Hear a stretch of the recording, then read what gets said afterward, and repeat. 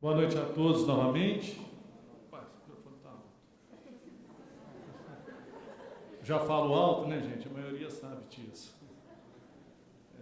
Estamos aqui com os palestrantes desse primeiro painel, Shakespeare e os Labirintos do Poder, o nosso professor Alfredo Coppetti, pós-doutor em Direito pela Unicinos e professor do Programa de Pós-Graduação em Direito da Unijuí, e membro honorário da RDE. Estamos também com o professor José Garcês Tirardi, possui doutorado em Estudos Linguísticos e Literários em Inglês pela Universidade de São Paulo, pós-doutorado pela Unicamp São Paulo, professor da Escola de Direito de São Paulo, FGV, é autor, entre outras obras, de O Mundo Fora de Prumo, Transformação Social e Teoria Política em Shakespeare, e O Instante do Encontro, Questões Fundamentais para o Ensino Jurídico. Nesse painel nós teremos duração aí de 1 hora, dividida aqui entre os nossos palestrantes, e eu já passo a palavra a vocês. Fiquem à vontade.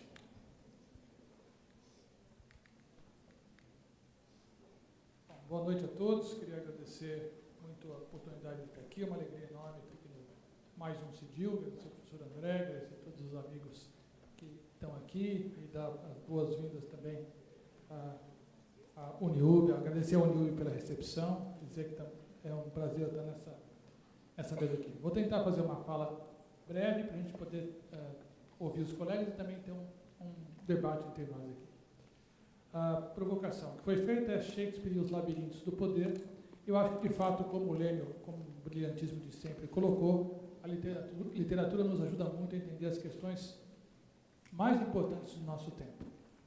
Nós acho que em poucos lugares encontramos chaves tão preciosas para isso. E um desses labirintos que nós temos hoje é a questão do poder. É uma questão permanente nas sociedades e acho que Shakespeare tem algo a nos dizer sobre isso. O que eu vou sugerir hoje é que o Shakespeare, nos seus textos, com a genialidade de sempre, ele propõe que há um hiato, há uma diferença, há um espaço entre autoridade e poder. E é entre autoridade e poder, é nesse espaço entre autoridade e poder que toda a vida política ocorre, todas as suas turbulências ocorrem. Shakespeare é sempre muito cauteloso quando fala de poder. Ele precisa do dinheiro da coroa, portanto ele não ia ser besta de falar mal dos reis. Mas ele também é muito esperto para passar a sua mensagem com elegância e de maneira quase cifrada algumas vezes.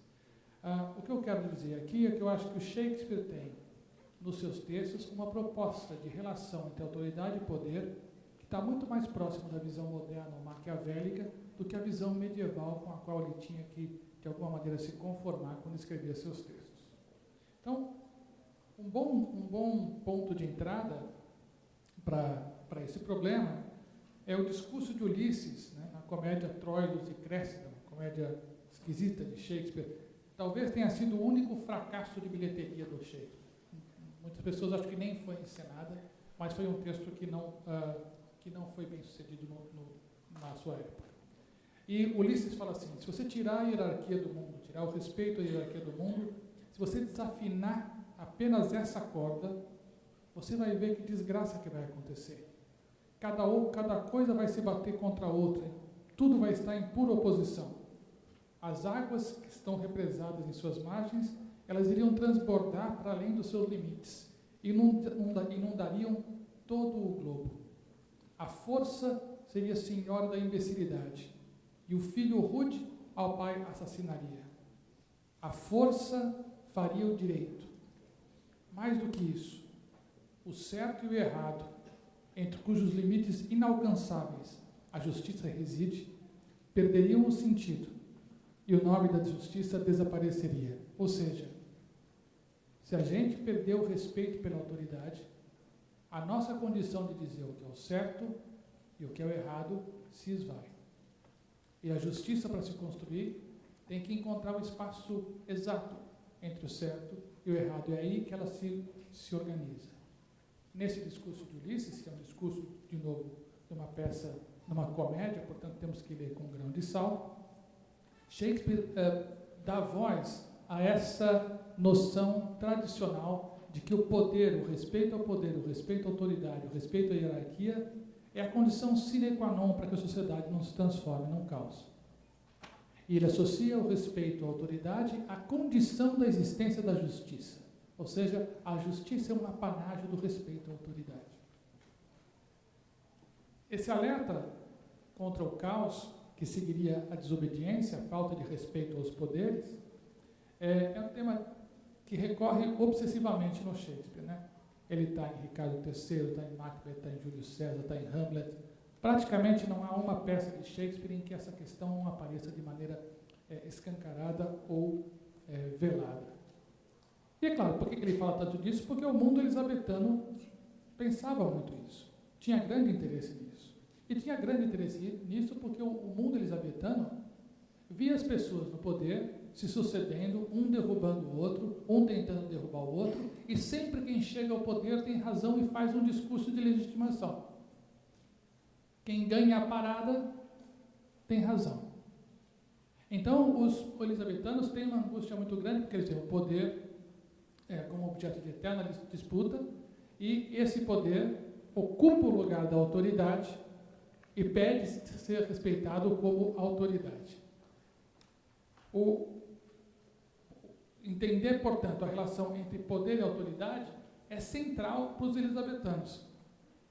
Só que o poder, e aqui Shakespeare acho que retoma um pouco Maquiavel, assim como o seu discurso de legitimação, ele se constrói a partir de uma articulação delicada entre três elementos, entre três sentidos que nós podemos dar à palavra poder.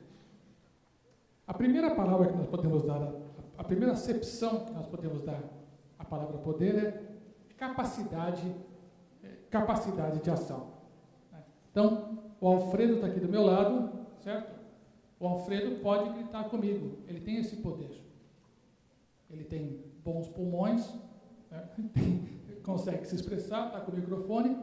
Então, a primeira acepção de poder é capacidade de ação. Então, eu posso dizer para vocês, todo mundo entende, o Alfredo pode gritar comigo. Mas a segunda acepção é legitimidade para a ação. Que ele consegue gritar, eu sei. Mas é legítimo que ele grite comigo? Esse é um outro poder. Ele pode gritar comigo. Ele fala assim, eu posso gritar com você se eu quiser, porque eu sou mais esperto que você, etc. e tal, eu posso gritar se eu quiser. Essa é uma segunda acepção do termo poder. Uma primeira acepção, portanto, capacidade de fazer a coisa.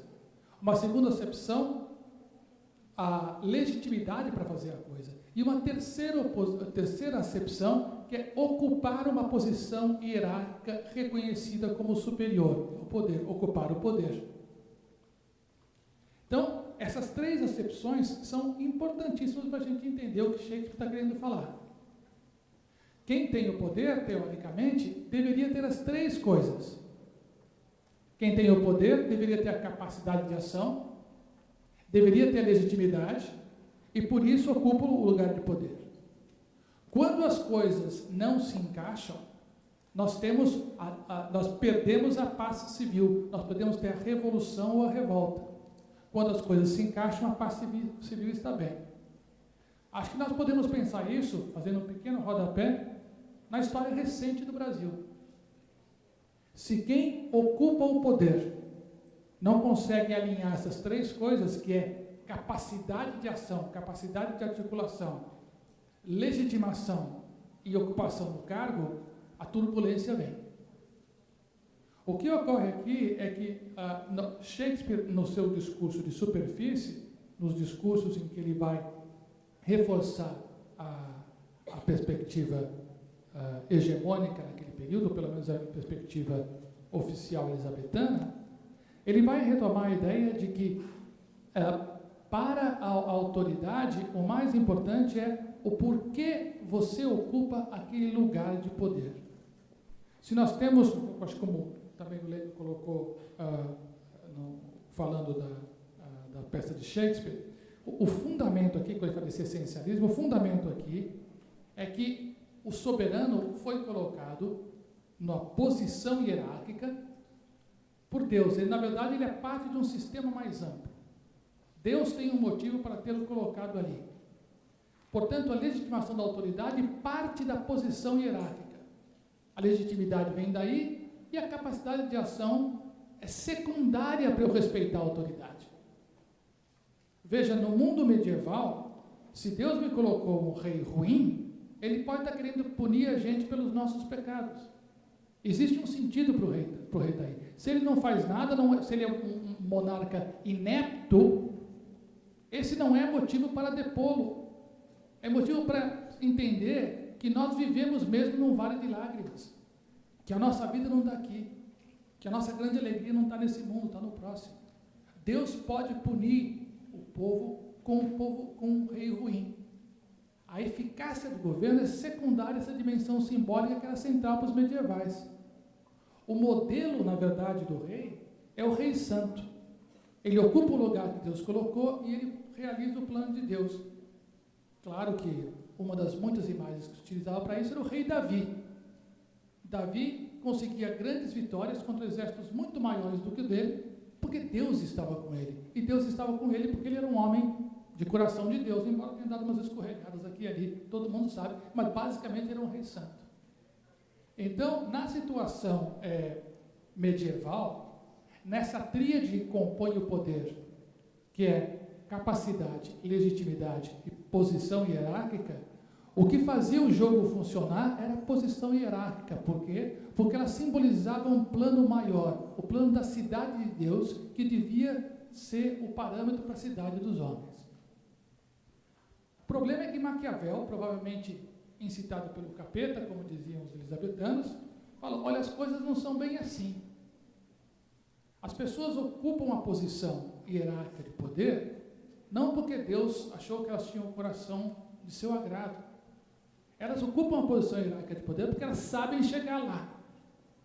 Elas sabem realizar o que é necessário para chegar lá. E elas se mantêm se é conveniente para quem importa que elas se mantenham. Então, o que Maquiavel vai fazer é uma inversão dessa lógica de poder e autoridade. A coisa mais importante para o príncipe é ser capaz de exercer o poder. A coisa mais importante para o soberano é ser capaz de usar a astúcia, a força, a inteligência e a coragem para conseguir o que ele quer. Quando ele fizer isso, diz Maquiavel, todo mundo fala: olha, Deus quis que você chegasse aqui. Quis uma ova. Eu cheguei porque eu quis, mas vão me lisonjear porque eu estou na posição de poder. Essa é uma inversão completa da visão medieval. Não é à toa que os medievais colocam, que os renascentistas colocam muitas vezes Maquiavel no inferno. Porque ele está invertendo a lógica de legitimação da autoridade. Ele está mostrando que os discursos de legitimação da autoridade são uma impostura. Os discursos tradicionais de vinculação à transcendência. Ele diz: olha, se dá bem, o verdadeiro monarca é aquele que consegue, por qualquer meio que seja, ganhar as batalhas, se tornar mais rico, massacrar seus inimigos. Esse cara, quando morrer, vão falar: esse era um verdadeiro santo. O cara que for confiar de fato na crença medieval de que o rei santo é o bom santo, provavelmente vai morrer e terá sua memória como um mau rei. Essa inversão de Maquiavel a gente vê claramente nas peças de Shakespeare. Queria pegar algumas que a gente conhece mais aqui. Né? Vamos pegar, por exemplo, Macbeth, que quase todo mundo conhece. Pensa na figura do rei Duncan. O rei Duncan é um sujeito formidável. É um homem muito bom. O próprio Macbeth fala num monólogo, nos seus muitos monólogos, fala: puxa vida, mas matar esse homem, ele age com tanta doçura, com tanta brandura, o universo gritaria que é uma injustiça fazer isso aqui. Bem, mas esse homem tão bom que é o Duncan, é um pateta, é um imbecil para ocupar o cargo que ele está. Primeira coisa, em Macbeth, já no início da peça, primeiro, ele não foi à batalha. Quem resolve a batalha é o Macbeth. Antes de ele entrar em cena, todo mundo fala: esse é o grande herói, esse que venceu todo mundo. O Duncan sabe da guerra por notícia. Segundo, logo na sequência a gente sabe que ele foi traído, que ele confiou num cara que ele não devia confiar. Burro, pecado mortal para um rei na perspectiva maquiavélica. Acabou de fazer isso, Macbeth acabou de salvar o reino, ele fala que vai agradecer Macbeth. É importante lembrar que nessa época a monarquia não é hereditária, o rei escolhe seu sucessor. O que ele tinha que fazer politicamente era nomear Macbeth seu sucessor. O cara acabou de salvar todo mundo. O que ele faz? Fala: Macbeth, eu não tenho como te agradecer. Meu sucessor vai ser meu filho. O que é isso? É um suicídio político, é uma inabilidade política que normalmente tem consequências nefastas para o governante. E depois disso tudo, depois ele praticamente dá uma bofetada na cara do Macbeth e fala: hoje à noite eu vou dormir na sua casa. Está pedindo, né? Está pedindo para tomar uma facada. Mas é um grande, muito bom, Duncan. Um sujeito fofo, é um cara muito bom, é um homem do coração de Deus. O que Shakespeare está nos dizendo é: esse cara eu não admiro. O Duncan, quando morre, ninguém está nem aí. Na peça, sim, todo mundo faz: ai meu Deus. Mas na plateia, não. Já foi tarde, por quê? Porque o cara interessante é o Macbeth. É aquele que fala, é aquele homem que fala: olha, eu não nasci na condição hierárquica do poder, mas eu quero o poder, eu vou fazer o que tem que ser feito para atingir. E é curioso que quando chega no final, quando Macbeth morre, um cara que mentiu, que traiu, que mandou matar criança, que mandou matar mulher, que mandou matar o melhor amigo e tentou matar o filho do amigo, quando esse canalha morre, a plateia sente que o personagem mais interessante morreu.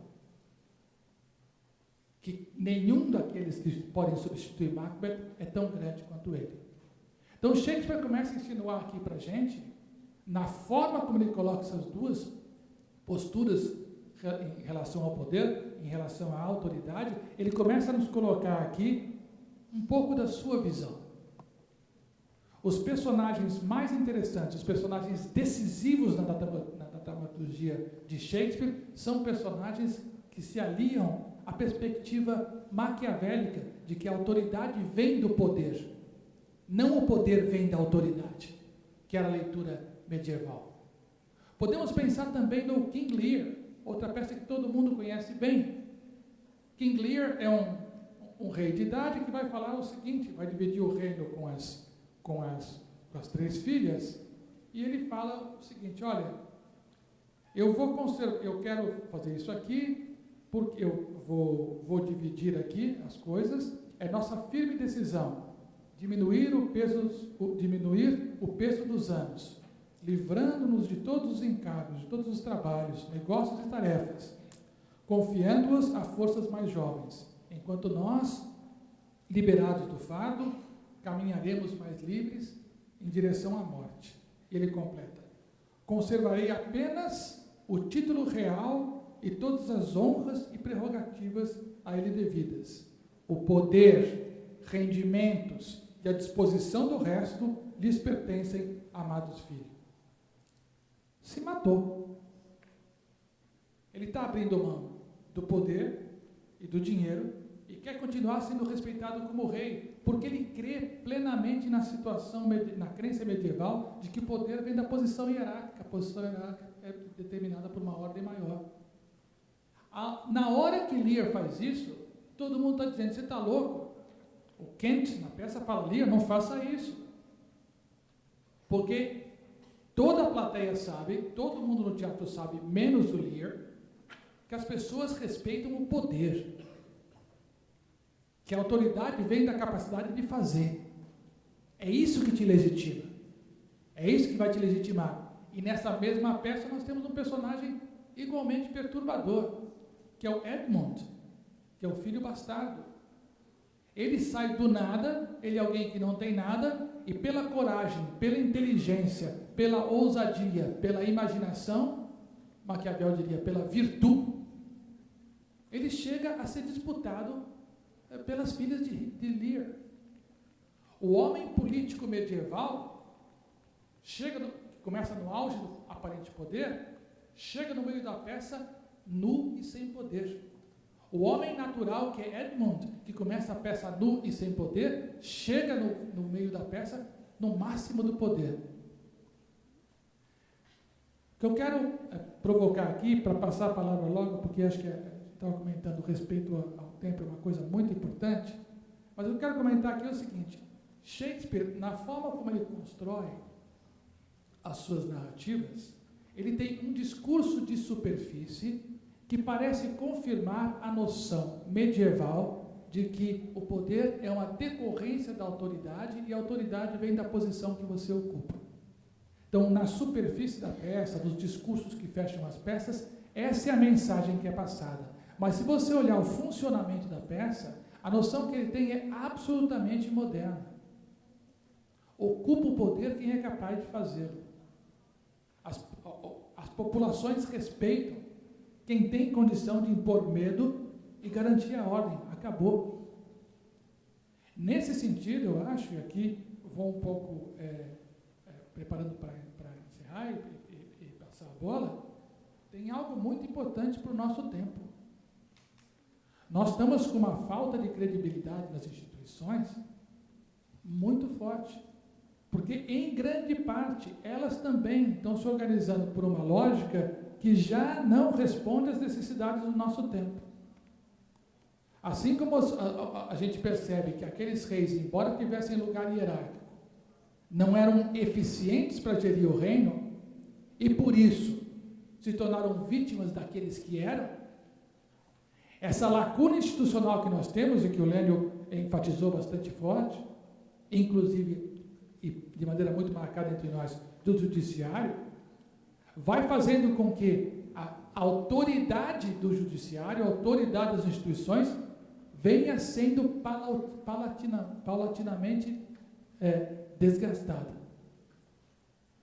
E isso é perigosíssimo, porque nós temos pessoas e instituições em posição de autoridade que não conseguem exercer o poder. Não existe vácuo de poder na sociedade. Alguém vai exercer. Se Lear não exerce, Edmund vai exercer. Se Duncan não exerce, Macbeth vai exercer. Se as nossas instituições não exercem, quem vai exercer? Acho que no tecido da peça de Shakespeare, ele não vai nos dar nenhuma resposta mais contundente, mas ele nos ajuda a fazer um diagnóstico muito claro. E um diagnóstico que mostra que há um espaço entre autoridade e poder. Acreditar que porque você tem autoridade, você tem poder, é o melhor caminho para perder a relevância. O executivo devia ouvir isso, o legislativo devia ouvir isso, e o judiciário devia lavar bem os ouvidos para ouvir isso.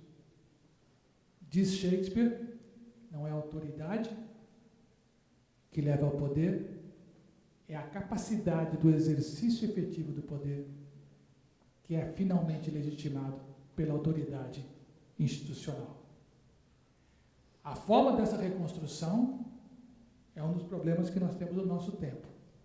Mas o diagnóstico dessa ruptura, desse ato entre poder e autoridade, e os perigos enormes que ele trazem para o corpo político, acho que a gente consegue ler em Shakespeare. E mesmo que a gente lendo aqui não consiga achar essa questão, ler Shakespeare é sempre um prazer danado. Então, muito obrigado.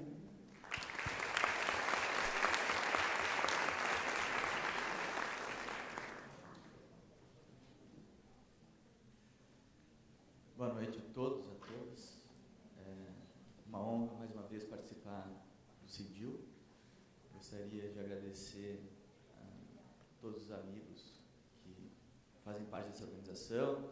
Sei que por trás disso está a Henriette, o Dino, o André, caro amigo, o Lênio sempre.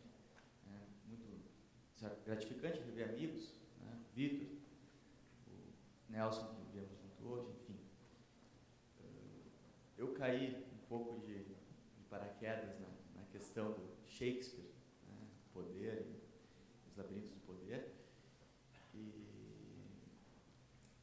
como não posso dizer não para o André, né? Que é um cara que, enfim, tem uma relação muito longa e muito proveitosa, eu eu, obviamente, aceitei o convite de tentar dialogar com vocês, conversar com vocês acerca deste tema, né, que chama Os Labirintos do Poder de Shakespeare. Né? Bem, eu não sou um politólogo e não entendo muito de poder, embora saiba das nuances que sempre estão entranhadas no poder. Né? Não sou vinculado à literatura na obra de Shakespeare. Né? Sei que aqui tem muitos experts, né? Começar pelos professor Girard, que fez uma excelente palestra. Eu tomei uma decisão correta, como vai dizer o Lênin, né? Primeira questão do hermenêutico, tomar uma decisão correta. Eu vou começar pelo labirinto, né? Que é o termo que me sobrou. Né? Não vou falar do poder, não vou falar do Shakespeare, não vou falar do labirinto. E aí eu, né, claro, contextualizando, fui buscar a questão do labirinto na mitologia grega, né, no mito de Creta, e que, na verdade, tem muito a ver com Shakespeare, tem muito a ver com o poder, tem muito a ver com a corrupção. Né? Na verdade, a história do labirinto, né, a história mitológica do labirinto, obviamente o mito aqui não é para dizer uma totalidade do mundo, mas é para dar uma perspectiva, uma visão. Né? Heidegger já disse isso, né, na Carta sobre o Humanismo. Né? Embora nós tenhamos superado o mito pelo logos, o mito sempre faz parte das explicações do mundo, e acho que esse mito nos explica alguma coisa. Né? Enfim. Conta a história que o rei Creta, né, deveria sacrificar um touro branco lindo, né, a partir de um acordo com Poseidon, deus dos mares, e esse rei, Minos, rei de Creta, ele não sacrifica o animal. Né? Ele sacrifica outro animal, né? E Poseidon, sabendo do não sacrifício, né, ele impõe uma pena ao rei e faz com que sua mulher se apaixone pelo animal. Eles têm relações e nasce um minotauro. Né? O rei Minos, obviamente sabendo da circunstância, cria, né, um labirinto embaixo do seu castelo e aprisiona o minotauro. E ali o minotauro vive. Né? Porém, o rei Minos deve, em alguma medida, alimentar o animal. Né? E ele impõe a Atenas que envie 7 homens e 7 mulheres todos os anos para que sejam dados em alimento ao minotauro. Bem, Teseu, em uma das circunstâncias, no 3º ano já de alimentação do animal, Teseu, o grande herói grego, ele se prontifica a esse sacrifício a fim de matar o animal. Quando chega em Creta, ele se apaixona pela filha de Minos e ela lhe dá um punhal mágico que somente com um toque mataria o animal, e lhe dá também um novelo de lã para que ele saiba, para que deixe a ponta no início do labirinto e que ele saiba chegar ao final depois de matar o animal. Bem, a situação se consagra, ele mata o animal, vai embora, depois abandona a amada, enfim. O mito de Creta faz a gente pensar em algumas circunstâncias, né, que é, na verdade, o poder que não imaginamos, o poder descontrolado. Né. Essa é uma circunstância importante, que se nós voltarmos, obviamente, ou remontarmos a Shakespeare, sobretudo, né, numa obra específica, que é O Mercador de Veneza, nós reencontramos, em alguma medida, o labirinto. Né. O labirinto, que é o gueto, onde o Shylock, né, é enclausurado e poderá sair de dia, somente de dia, né, com um gorro vermelho. Né. Ele é um minotauro dos tempos modernos, ele é um minotauro jamais controlado, né, mas um minotauro também segregado, um minotauro que não pode estar onde quer e não pode desenvolver a sua, digamos assim, identidade. Sabemos que a época da obra de Shakespeare, né, do Mercador de Veneza, está a Veneza como o foco principal do mercantilismo, né, uma segregação religiosa em que os judeus não poderiam ser proprietários de bens imóveis, eles ganhavam a vida, na verdade, cometendo a usura, né, que já era um crime, um pecado para os católicos. Né.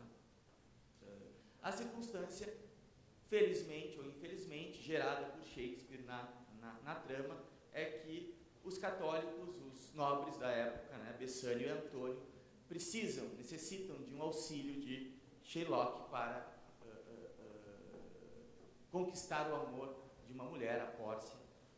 Então eles vão até Shylock, que é sempre chacoteado, é sempre renegado, é sempre pisoteado pelos nobres venezianos e pedem, obviamente, empréstimos, até porque Antônio, que era um grande comerciante, perde alguns navios e se vê impossibilitado de ter lastro, né, de ter dinheiro para pagar o dote da amada de Bessânia. Bem, Shylock empresta o dinheiro necessário, mas, ao invés de receber a usura, ele diz que, caso o contrato não seja feito, ele poderá tirar 1 libra, né, de carne do peito de Antônio. Bem,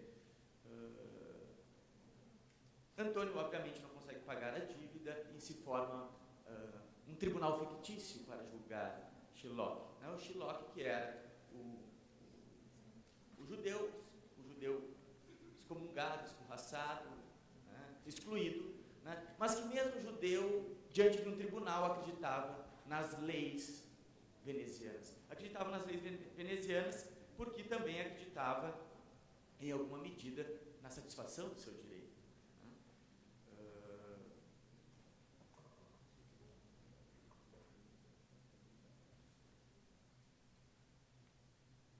Obviamente que o tribunal julga o caso a partir de Pórcia como juiz, o tribunal julga o caso de Shylock, né, e determina que Shylock pode realmente tirar 1 libra do peito de Antônio, mas não pode tirar mais do que 1 libra e não pode também derramar uma gota de sangue. Né. Essa circunstância faz com que Shylock se veja atônito, não consiga resolver a questão, e Antônio responde, né, com o perdão a Shylock. Qual seria o perdão de Antônio?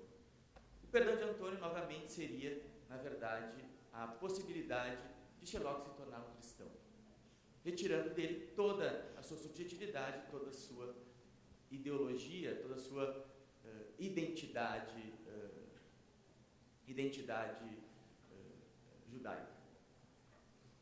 Bom, nós temos mais um labirinto, hoje contemporâneo, que são as masmorras urbanas, chamadas de prisões, ou as favelas nas periferias das grandes cidades. Como nós resolvemos a questão? A pergunta que eu faço é: qual o projeto que o direito tem para a contemporaneidade? Como serão tratados os problemas oriundos dos labirintos? Com rancor, ódio e intolerância? Shakespeare foi fundamental à época, porque diante da circunstância política, né, gerada pela Elizabeth, pelas tentativas de golpe que ocorreram naquela circunstância, ele traz a discussão do poder, de como governar, muito bem colocado pelo professor Girard, e traz a questão da justiça, como realizar a igualdade, como efetivar uma parcela de identidade, mantendo as pessoas como iguais. O que levou Shylock ao tribunal?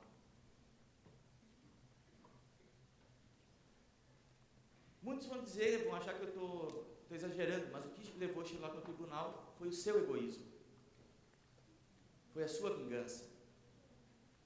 Tal qual a vingança do Minotauro em comer os 14 humanos que entravam no labirinto. A circunstância é que o excluído não está diante da não sobrevivência. Ele precisa sobreviver.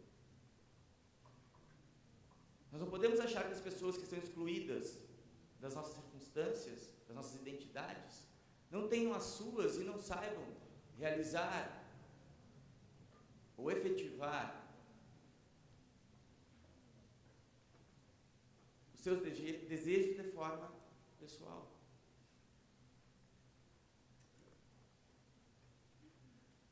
Quem lê a peça ou quem vê o filme, quando enxerga o olhar do Sherlock no julgamento é de incrédulo. Ele não acredita que a lei de Veneza não será aplicada. Talvez seja mesmo olhar incrédulo do condenado que é inocente atualmente.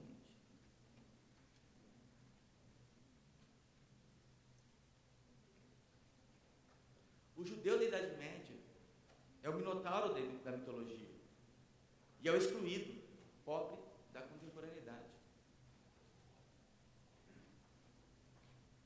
Isso se tudo se dá porque o poder, na ponta do poder está a corrupção. E o que gera a corrupção desse poder é a arbitrariedade e a discricionariedade. É o policial corrupto que pode entrar na favela e negociar armas com o tráfico. É o político que pode negociar venda de empresas estatais em Brasília. É o professor que não faz chamada e dá nota para o aluno.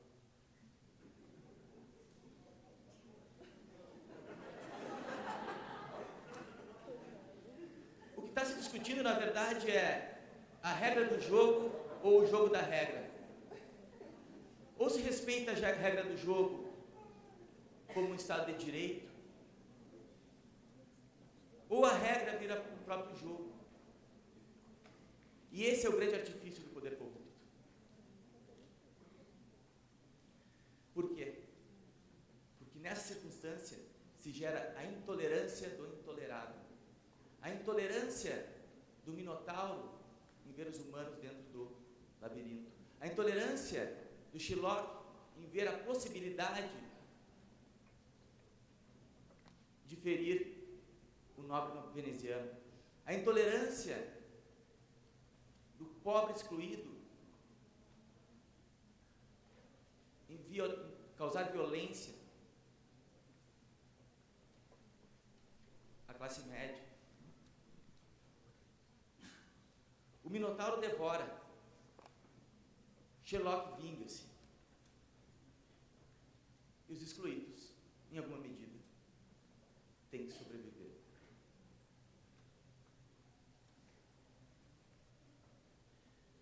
A resposta é simples. Nessa circunstância, morra, sacrifique-se ou torne-se um de nós. Não há possibilidade de outras identidades. Ou ainda, uma outra perspectiva. Vivamos sempre sob a égide de uma genial